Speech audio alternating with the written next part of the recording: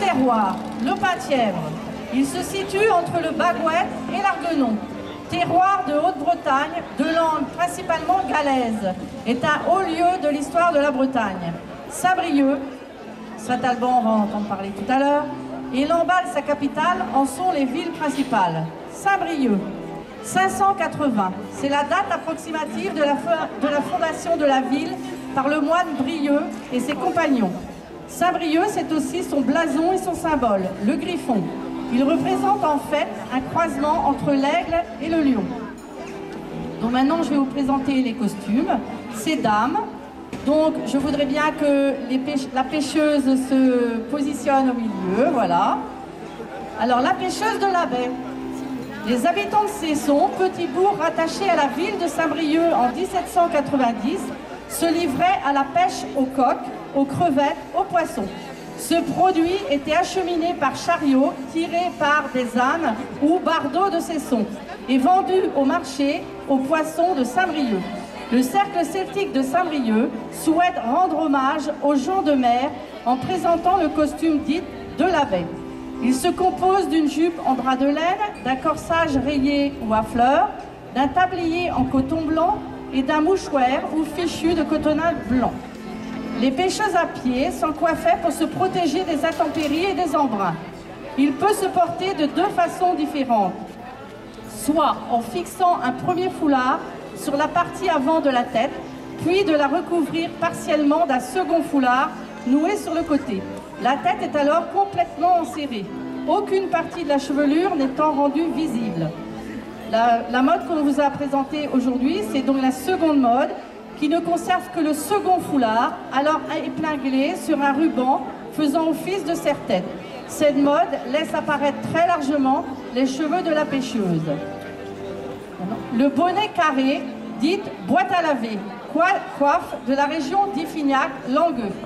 Cette coiffe est dénommée ainsi car sa forme rappelle cet ustensile utilisé par les lavandières. Il se compose d'un bonnet de cheveux en coton blanc, bordé de dentelle, qui enserre étroitement la tête et est retenu par un large ruban à grande boucle passant sous la gorge et noué sur le côté. De la coiffe proprement dite, composée d'un fond arrière et des ailes rebrassées, c'est-à-dire pliées une première fois dans le sens de la longueur et repliées en forme de carré sur le bonnet. Les cheveux sont rattachés en chignon natté sur la nuque ou plus anciennement relevés en une mèche très lisse sur l'arrière du bonnet.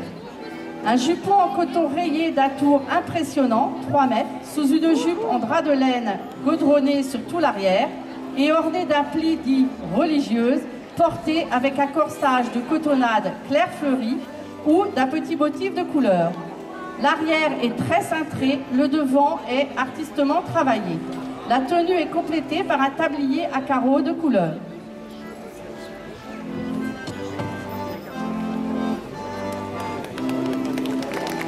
Costume de bourgeoise, 1895-1900.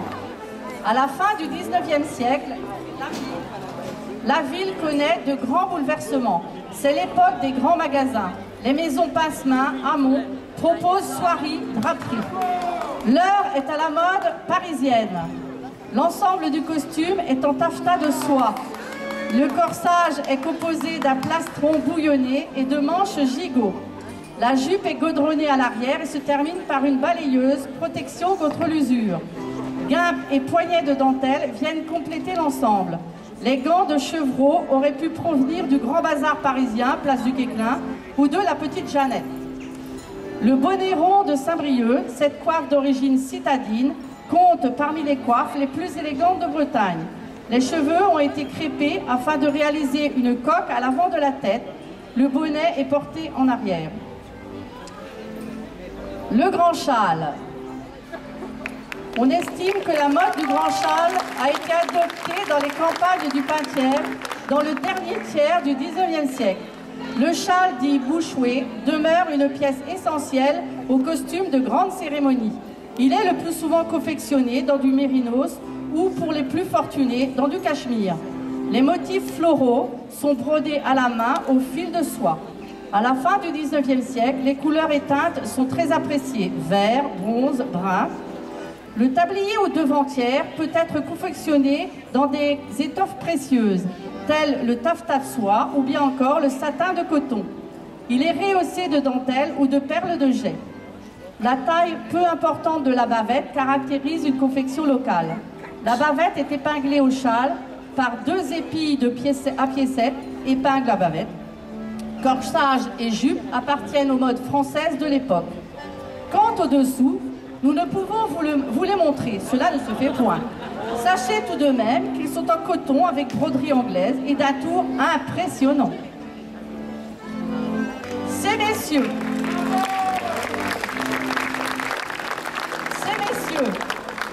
la pratique de la danse traditionnelle constitue un précieux héritage de l'ancienne société paysanne. Les danseurs lui rendent hommage en portant un costume de travail tel que pouvaient les porter les paysans du Penthièvre à la fin de tradition. Le costume se compose d'un pantalon et veste en velours côtelé, d'une belle chemise en coton blanche aux manches amples. Une casquette dite française fait office de couvre-chef.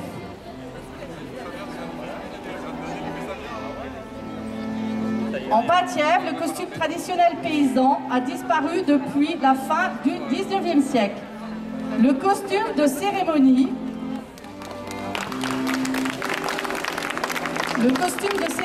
porté par les danseurs correspond donc à la mode 1900.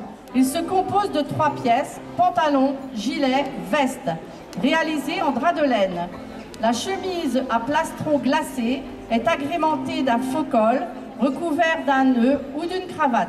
Le chapeau de feutre noir complète la tenue. Merci.